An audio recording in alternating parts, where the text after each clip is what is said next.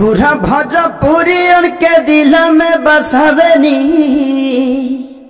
पूरा भोजपुरियन के दिल में बसावेनी। खेसारी लाल के चेला है खेसारी लेखा गावेनी। भगवान से पहले हमारी माई हो तो नहीं के भाई माई हो हमके बेटा कही कही के बोलेगी तू। एक बेर अपना करेजा से लगई तू, हे माई अपना करेजा से लगई तू। सिप से ज्योति दीप से मोती बोला कैसे दूर रही।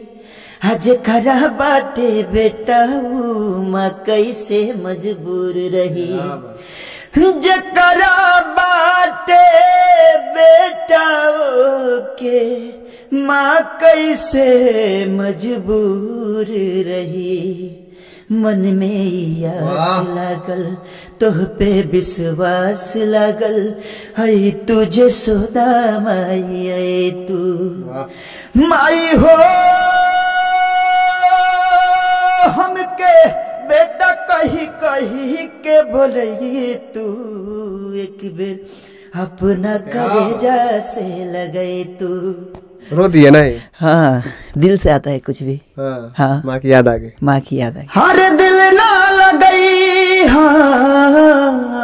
वाह हो गोरिया रे,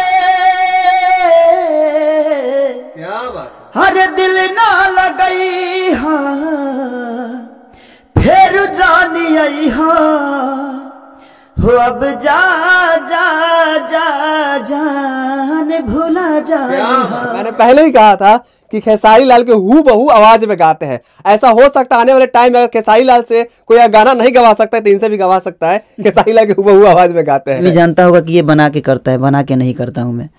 हाँ मतलब जो है सो अंदर से आता है। अंदर से ही आता है। अभी मैं आपको एक ऐसे कलाकार से मिलवाने वाला हूँ जो कि खेसारी लाल के हूबहू आवाज में गाते हैं। इनका एक गाना है कि खेसारी लाल के चेला है और खेसारी लेखा गाइला, जो काफी वायरल है। आपका एक गाना है कि खेसारी के चेला है खेसारी लेखा गाइला।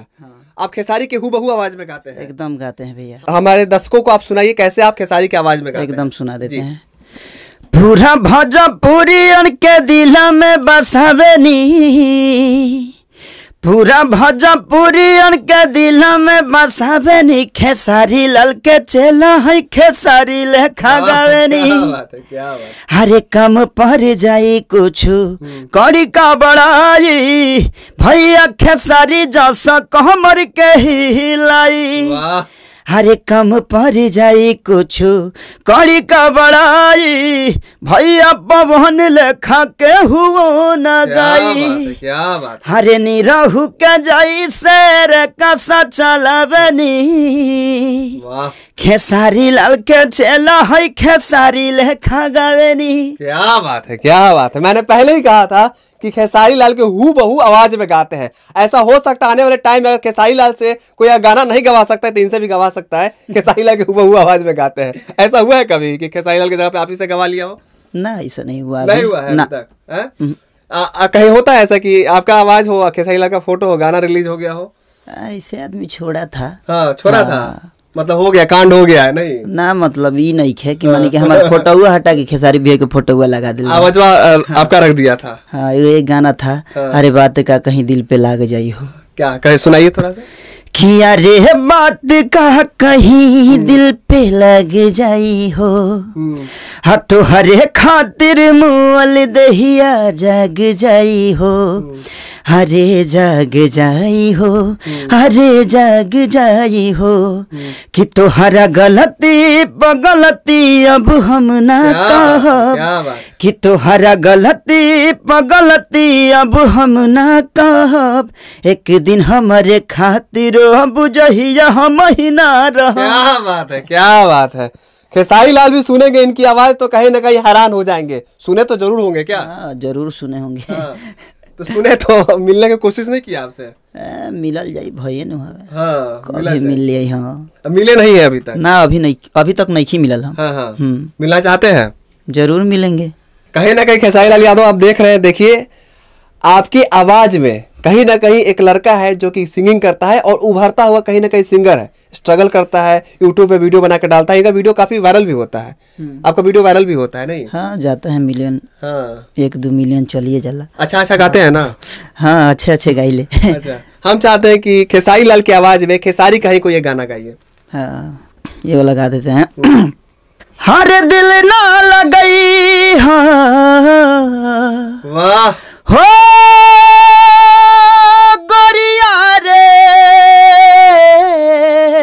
क्या बात है। हर दिल ना लगई हाँ, फिर जानी आई हाँ, हो अब जा जा जा जान भूला जा। क्या बात है, बहुत अच्छा। हमरा प्यार के बदला में बोला का दिल बाड़ू हो तू जब दिल बाड़ू हो ता दगा दिल बाड़ू हो तू जब दिल बाड़ू हो ता दगा दिल बाड़ू हो।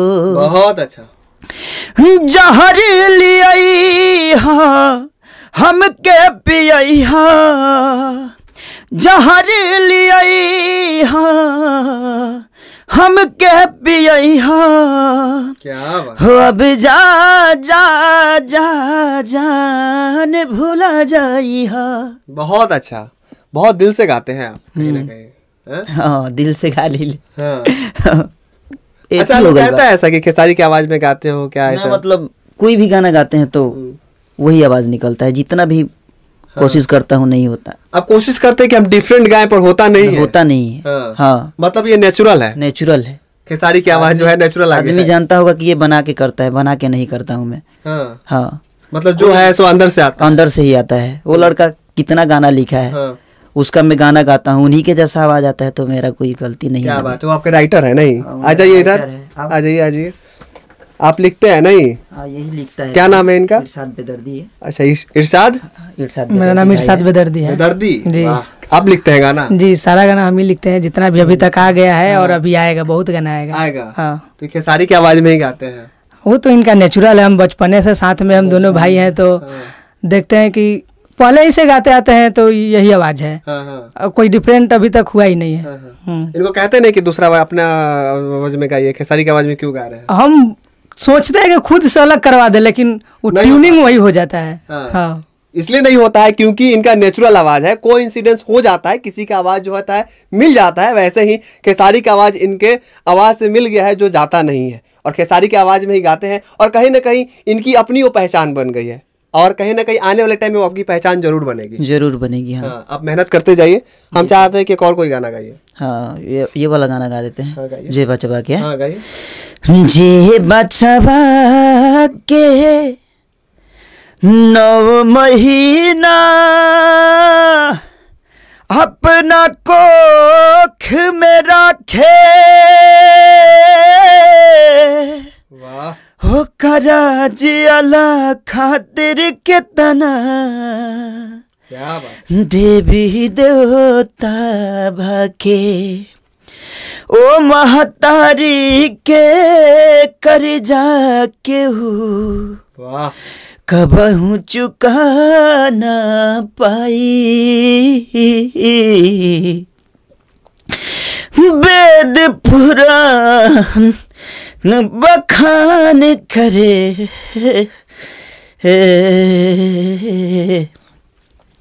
भगवान से पहले हमारी माई हो। रो दिए नहीं? हाँ, होता नहीं के भाई। हाँ, माई हो हमके बेटा कही कही के बोलई तू, एक बेर अपना करेजा से लगई तू, हे माई अपना करेजा से लगई तू।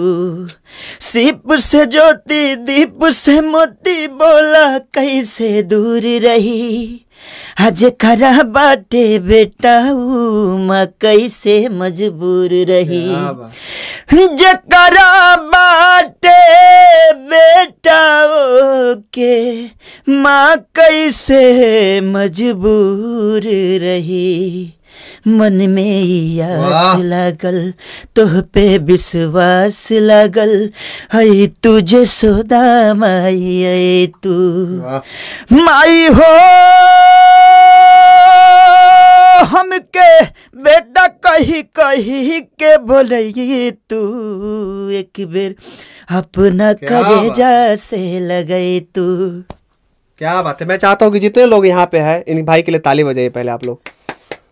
बहुत अच्छा गाए हैं आप भाई। थैंक यू भैया। रो दिए ना ये? हाँ, दिल से आता है कुछ भी। हाँ, माँ की याद आ गई। माँ की याद आ गई। माँ से जाएंगे मिलने अब। हाँ। कहीं ना कहीं आपकी माँ भी ये वीडियो देखेगी तो भी कहीं ना कहीं भावुक हो जाएगी, क्योंकि ये जो आवाज़ था दिल से निकला था और सबको लगा है, यहाँ पे जितने लोग हैं सबको लगा है। और कहीं ना कहीं आपके आवाज़ में एक मिठास है जो खेसारी से अलग बनाता है आपको। जी भैया। मैंने मिलवाया आपसे भोजपुरी का एक सिंगर है, ये इनका नाम काकू बलमुआ है, जो कि खेसारी के हूबहू आवाज़ में गाते हैं। इनका वीडियो काफ़ी वायरल होता है। बहरहाल इनको लेके क्या सोचते हैं कमेंट में जरूर लिखिएगा। ये प्रस्तुति आपको कैसे लगी वो भी कमेंट में जरूर लिखिएगा।